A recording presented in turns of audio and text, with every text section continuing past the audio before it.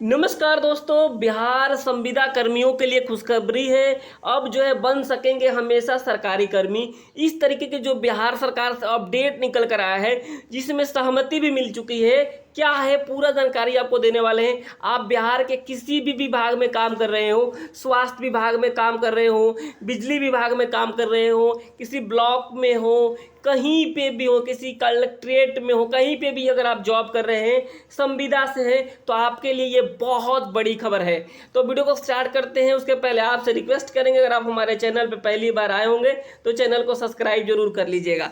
देखिए, जो सहमति मिली है उसके बारे में हम बात करेंगे। यहाँ पे जो लेटर भी जारी कर दिया गया, सबसे पहले हम जो है इस चीज़ को आप समझने की कोशिश करेंगे कि आखिर ये है क्या।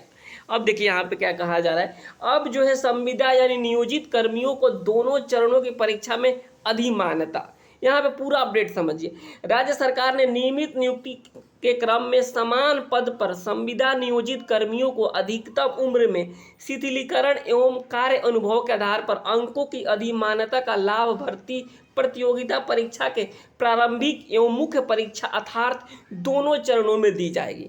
देखिए, अगर आप बिहार में संविदा पर काम कर रहे हैं, आप ले लीजिए किसी स्वास्थ्य विभाग की बहाली को ले लीजिए, जिसमें अगर हम बात करें एएनएम वाला बहाली को ले लीजिए, क्योंकि काफ़ी चर्चा में है अभी।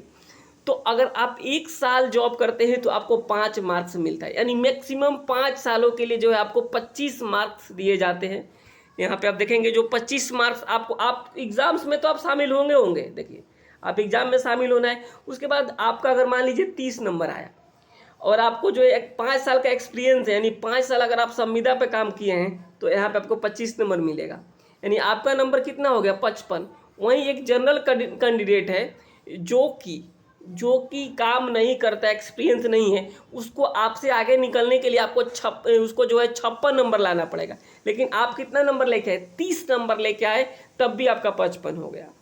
तो जो ये चीज़ें चली आ रही है, लेकिन जो चीज़ क्या थी कि जैसे उम्र में जो छूट को लेकर के थी कि उम्र में छूट उतनी नहीं मिलती थी जितनी मिलनी चाहिए थी। क्योंकि देखिए, संविदा कर्मी पे जो भी हमारे भाई बहन काम करते हैं, एक एक उम्र के बाद जो है उन्हें छूट मिलना बंद हो जाता था। लेकिन अब जो चीज़ें निकल कर आई है, नया नियम, अब जो है आप कभी भी यानी लाइफ टाइम जो है कभी भी जो है फॉर्म को अप्लाई कर सकते हैं।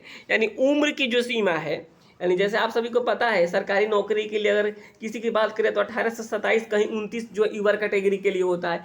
ओबीसी को 3 साल का छूट मिलता है, एससी एसटी को 5 साल का छूट मिलता है। लेकिन अब जो बातें आई है, संविदा पे अगर आप काम करते हैं, आप ओबीसी से हैं, एससी से हैं, एसटी से हैं, जनरल से हैं, किसी से भी हैं, उसे कोई फर्क नहीं पड़ेगा। आप कभी भी, आपका उम्र आपको 30 है, 40 है, 45 है, 50 है, आप जो है फॉर्म को अप्लाई कर पाएंगे।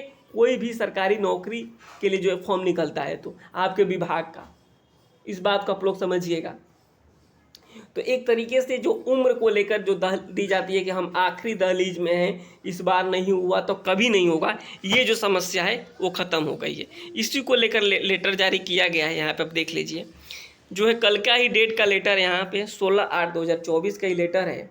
नियमित नियुक्ति के क्रम में संविदा नियोजित कर्मियों को अधिकतम उम्र सीमा एवं अंक की अधिमान्यता दिए जाने के संदर्भ में स्पष्टीकरण के संबंध में महाशय, यहाँ पे देखिए, आगे बढ़ेंगे आप। उपयुक्त विषय के संदर्भ में कहना है कि सामान्य प्रशासन विभाग के संकल्प ज्ञापक जो है 24/01 दिनांक 18/7/2007 से ये सारी चीज़ें चली आ रही है। जो चीज़ें आपको मेन है वही मैं आपको बता देता हूँ, बाकी मैं इस पीडीएफ को ग्रुप में भी भेज दूंगा। तो आप टेलीग्राम पे अगर आप ज्वाइन नहीं किए हैं तो टेलीग्राम पे का मैं नीचे लिंक दे दूंगा, आप वहाँ पे ज्वाइन कर जाइएगा, इस वीडियो को ले लीजिएगा। या फिर आप जो है व्हाट्सअप पे भी मैं भेज दूंगा, जो व्हाट्सअप का चैनल है। यहाँ देखिए, जो चीज़ें यहाँ पे आखिर है उस चीज़ के बारे में हम आपको बता देते हैं। इस संदर्भ में जो है समीक्षा पाया गया है कि यदि प्रारंभिक परीक्षा में अंक की अधिमान्यता या अधिकतम उम्र सीमा में शिथिलीकरण का लाभ नहीं दिया जाए तो अधिकांश संविदा नियोजित कर्मी मुख्य परीक्षा में सम्मिलित नहीं हो सकेंगे। इसी प्रकार मात्र प्रारंभिक परीक्षा में प्रासंगिक अधिमान्यता दिए जाने की स्थिति में अंतिम परीक्षा फल में संविदा कर्मियों के चयनित होने की संभावना नगण्य हो जाएगी, क्योंकि संविदा नियोजित कर्मियों की प्रतियोगिता से ऐसे अभ्यर्थियों से होगी जो तुरंत विश्वविद्यालय से निकले होंगे। वर्णित परिस्थिति में संविदा नियोजित वर्ग कर्मी के नियमित नियुक्ति क्रम में प्रासंगिक अधिमान्यता दिए जाने के मूल उद्देश्य की प्राप्ति नहीं हो सकेगी। यानी जो कहा गया है कि अब अगर किसी में 2 एग्जाम्स है तो दोनों में जो है छूट मिलेगा। इस बात को आप लोग समझ जाइएगा। उक्त वर्णित स्थिति में सम्यक विचारोपरांत निर्णय लिया जाता है कि नियमित नियुक्ति के क्रम में समान पद पर संविदा नियोजित कर्मियों को अधिकतम उम्र सीमा में शिथिलीकरण एवं कार्य अनुभव के आधार पर अंकों की अधिमान्यता का लाभ जो है भर्ती प्रतियोगिता परीक्षा के प्रारंभिक एवं मुख्य परीक्षा दोनों चरणों में दिया जाएगा। यानी जो मैं बता रहा था एक्सपीरियंस का जो नंबर है दोनों चरणों में दिया जाएगा, और जो एज लिमिटेशन का तो रहेगा ही रहेगा। ये सारी चीज़ें ये एक बहुत बड़ी खुशखबरी हो सकती है बिहार में 4.5 लाख से ज़्यादा जो संविदा पे कार्यरत हैं उनके लिए है। अतः यहाँ पे देखिए, अतः अनुरोध है कि वर्णित तथ्यों से अपने अधीनस्थ पदाधिकारियों कर्मियों को अवगत कराते हुए इसका अनुपालन सुनिश्चित करने का निर्देश दिया जाए।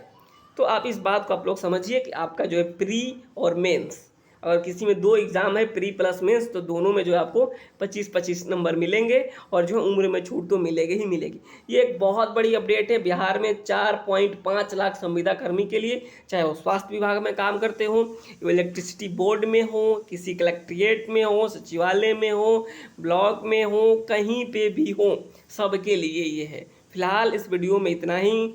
जैसे ही संविदा कर्मियों के लिए परमानेंट वाली कोई ऐसी खबर निकल कर आती है तो आपको इस चैनल के माध्यम से ज़रूर बताया जाएगा। तो आप इस चैनल को सब्सक्राइब करना बिल्कुल नहीं भूलिएगा। तो आप सभी इस चैनल को सब्सक्राइब कीजिए और वीडियो को लाइक और शेयर कीजिए, और आपकी क्या राय है आप उस राय को कमेंट बॉक्स पे ज़रूर लिखिएगा। नमस्कार, धन्यवाद।